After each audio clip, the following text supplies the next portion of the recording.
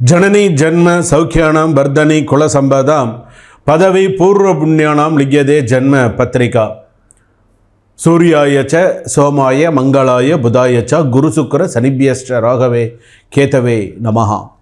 गजाननं भूतगणादिसेवितं कपित्थजम्बो पलसारपक्षितं उमासुतं सोहविनाशकारणं नमामि विघ्नेश्वर पादपङ्कजं। माता पिता गुरु குலதேவதா துணை கொண்டு உலகெங்கும் வாழக்கூடிய நெக்ஸ்ட்ஜென் நேயர்கள் அனைவருக்கும் வணக்கம். நான் உங்கள் டாக்டர் வி ராஜ்குமார் சிவாச்சாரியார் பேசுகிறேன். தற்பொழுது நாம் பார்க்கக்கூடியது வார ராசி பலன். நம்ம எப்பொழுதுமே நம்மளுடைய சேனலில் வார ராசி பலன் அப்படின்னு சில பலன்களில் நம்ம பார்க்குறோம். இந்த வாரத்தில் எப்படி இருக்கும், எந்த கோவிலுக்கு போனோம், நம்மளுடைய வழிபாடுகள்லாம் எப்படி இருக்கணும் அப்படிங்கிறத நம்ம பார்த்துட்டு இருக்கோம். அந்த வகையிலே 18ஆம் தேதி முதல் 24ஆம் தேதி வரையில் ஆங்கிலம், அதாவது தமிழ் மாதத்தில் ஆவணி மாதம் 2ஆம் தேதியிலிருந்து ஆவணி மாதம் 8ஆம் தேதி வரையில் நமக்கு எப்படி இருக்குது, நம்ம 12 ராசிக்கு பொது பலன்கள்லாம் எப்படி இருக்குது, பொது பலன்கள் எப்படி இருக்குது, நம்ம என்ன செஞ்சுக்கணும், எப்படி இருக்கணும், என்ன பண்ணணும் அப்படிங்கிறதெல்லாம் நம்ம தெரிஞ்சுக்க போகிறோம். நிறையா விஷயங்கள் இதில் சொல்ல போகிறேன். வீடியோவை கடைசி வரைக்கும் ஸ்கிப் பண்ணாமல் பாருங்கள். அப்போ தான் நடுவில் என்ன சொல்கிறாங்க, என்னென்ன விஷயங்கள் சொல்கிறாங்க, நமக்கு சாதகமான விஷயங்கள் என்ன, நமக்கு பாதகமான விஷயங்கள் என்ன, நம்ம எந்த விஷயத்தில் நம்ம கவனமாக இருக்கணும் அப்படிங்கிறத இந்த வாரத்தில் தெரிஞ்சுக்க முடியும். சரிங்களா? அதே போல் கிரக அமைப்புகள் அப்படின்னு எடுத்துக்கும்போது, கிரக அமைப்புகள் இப்போது கிரகங்கள் பார்த்திங்க அப்படின்னு சொன்னால் இப்போது மாறக்கூடிய சூழ்நிலைகள்லாம் உண்டு. கிரகங்கள் இப்போ மாதம் மாறக்கூடிய கிரகங்கள் என்ன? சூரிய பகவான் ஆடி மாதத்தில் இருக்கும் பொழுது, கடகத்தில் இருக்கும் பொழுது சூரியன் பார்த்திங்க அப்படின்னு சொன்னால் தட்சிணாயன புண்ணிய காலமாக மாறுது. சூரியன் அங்கே இருக்கார். ஆவணி மாதம் பிறக்கும்பொழுது சூரிய பகவான் எங்கே வருவார்? சிம்மத்தில் வர்றார். சிம்மத்தில் சூரிய பகவான் இருக்கார். அப்போ நம்ம சிம்ம ராசியிலேருந்தே கணக்கு பண்ணுவோமே.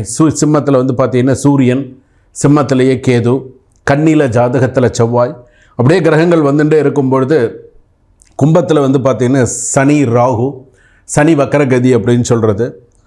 இந்த நாளில் நம்ம பார்க்கும்போது ஆவணி 2ஆம் தேதி பார்க்கும்போது சந்திரன் ரிஷபத்தில் இருக்கார், சுக்கிரன் குரு மிதுனத்தில் இருக்கார், புதன் கடகத்தில் இருக்கார். இதுதான் அந்த கிரக அமைப்பு.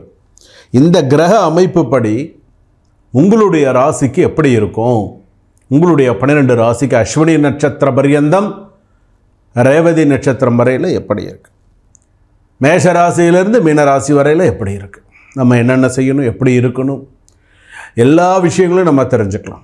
அந்த நேரத்தில் நம்ம என்ன பரிகாரங்கள் நம்ம செய்தால் நமக்கு வாழ்க்கைக்கு நல்லது. எவ்வளவோ கஷ்ட நஷ்டங்களை தாண்டி நம்ம வாழ்க்கையில் கஷ்டப்பட்டு இருக்கோம். எவ்வளவோ நிறைய விஷயங்கள் எல்லாம் பார்த்துட்டு இருக்கோம். இந்த நாட்டில் இல்லாமல் வெளிநாட்டில் வாழக்கூடிய அனைத்து நேயர்களுக்குமே இது.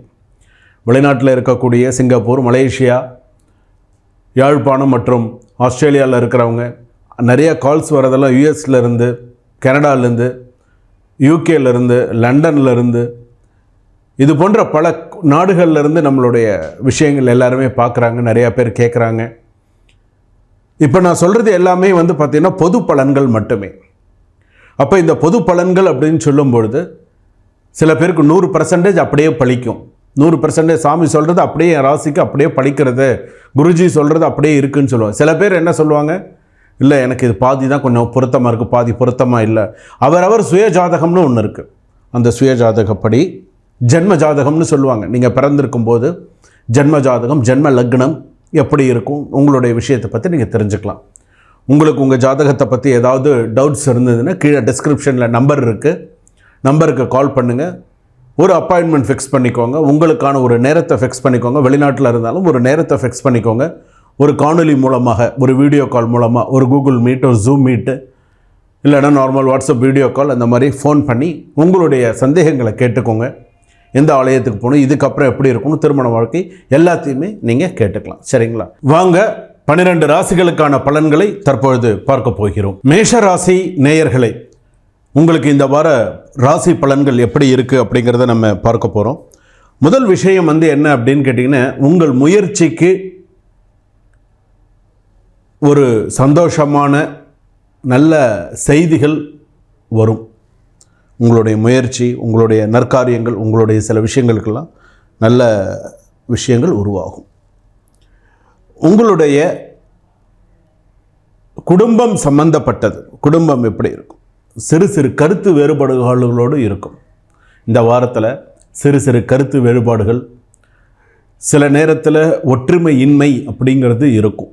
ஸோ கொஞ்சம் மேஷ ராசிக்காரர்கள் சில விஷயத்தில் அனுசரித்து போகிறது நல்லது.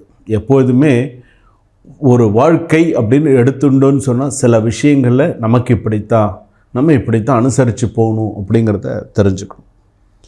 வேலைக்கு அப்படின்னு எடுத்துக்கும்போது தனியார் துறையில் வேலை பார்ப்பவர்களும் சரி, அரசாங்கத் துறையில் இருப்பவர்களுக்கும் சரி, முக்கிய பதவிக்கு பரிந்துரை செய்யக்கூடிய அளவிற்கு ஏதாவது ஒரு நல்ல மாற்றங்கள் இருக்கும். வேலை தேடுபவர்களுக்கு வேலை கிடைக்கும். வேலையில் நிறைய மாற்றங்கள் வரும். வேலையில் பணி சுமை அப்படிங்கிறது இருந்தால் கூட ஓரளவுக்கு சமாளித்து அந்த வேலையை ஓரளவுக்கு கொண்டு போகக்கூடிய அளவுக்கு ஒரு தனி திறமை, ஒரு தனி நம்பிக்கை, ஒரு தனி விஷயத்தோடு போராடி ஜெயிச்சிருவீங்க. அதே போல் அடுத்ததாக உங்களுடைய தொழில் சம்பந்தப்பட்டது. உங்களுடைய தொழில் எப்படி இருக்கும்? அகலக்கால் வைக்காமல் விரயத்தில் அதிகமாக போகிறது, அதிகமாக விரயமாகுது. சாணியார்னா முழஞ்சிருக்குது. 10 ரூபா சம்பாரிச்சா 50 ரூபா செலவு. சில நேரத்தில் வேலையாட்களுக்கு சம்பளம் கொடுக்க முடியாத சூழ்நிலை கூட சமயத்தில் இந்த மேஷராசிக்காரர்களுக்கு வருது.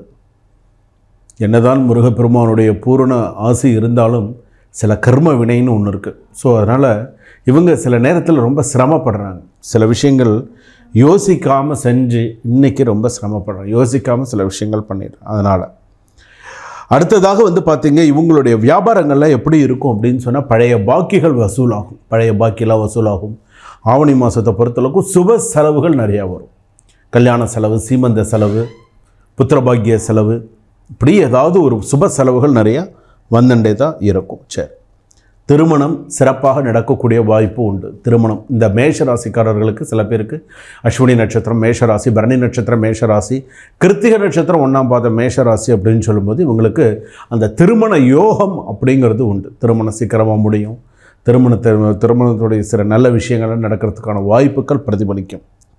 திருமணம் சம்மந்தப்பட்ட, மறுமணம் சம்மந்தப்பட்டது அதே போல் தான். எனக்கு விவாகரத்தை எடுத்து அடுத்து நான் கல்யாணம் பண்ணணும், கல்யாணத்துக்காக நான் பார்த்துட்டு இருக்கேன்னு சொன்னால் மறுமணம் சம்மந்தப்பட்டது ஒரு புரிதலோடு நடக்கிறதுக்கான வாய்ப்புகள் இருக்குது. வெகு நாள் பழகிய நண்பரோடு திருமணம் நடக்கிறதுக்கான வாய்ப்புகள் இருக்குது. ஸோ அந்த திருமணம் அப்படிங்கிறது நல்லாயிருக்கும்.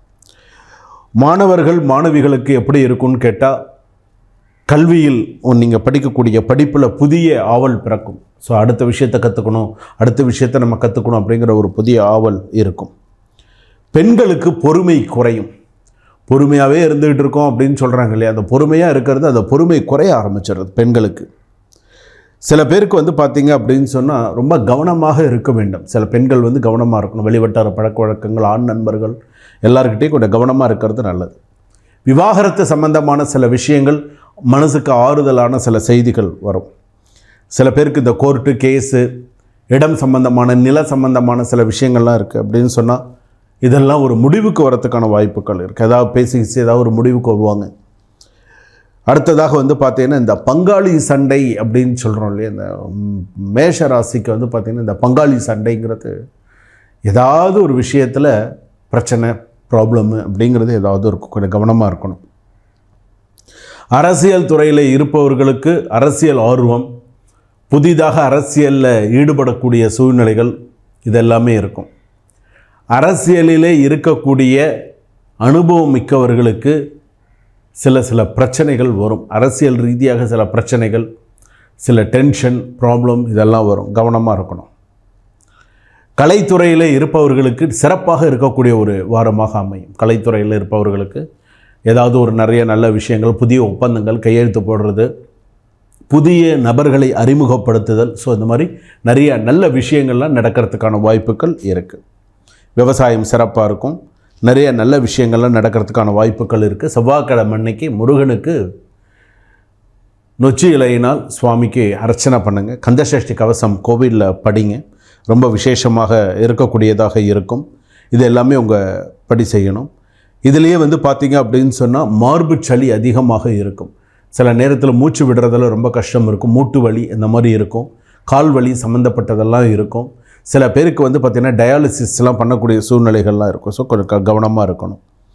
பெரியோர்களுக்கு உடல்நிலை பாதிப்பு சில விஷயங்கள்லாம் வந்து போகிறதுக்கான வாய்ப்புகள், மருத்துவ செலவுகள் அதிகரிக்கும். ஸோ அதனால் இந்த பரிகாரங்கள்லாம் கொஞ்சம் பார்த்து என்ன செய்யணும், எப்படி பண்ணணும் அப்படிங்கிறது, சில பேர் அதை பண்ணினீங்க அப்படின்னு சொன்னால் நிறையா நல்ல விஷயங்கள்லாம் நடக்கிறதுக்கான வாய்ப்புகள் நிறையா இருக்கும்.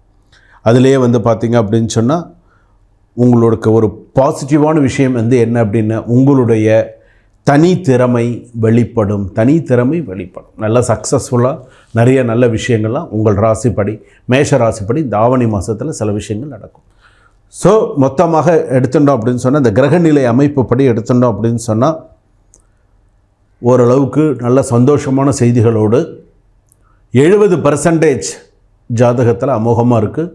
விழிப்புணர்வுடன் இருக்கவும். சுபம். வாழ்க வளமுடன்.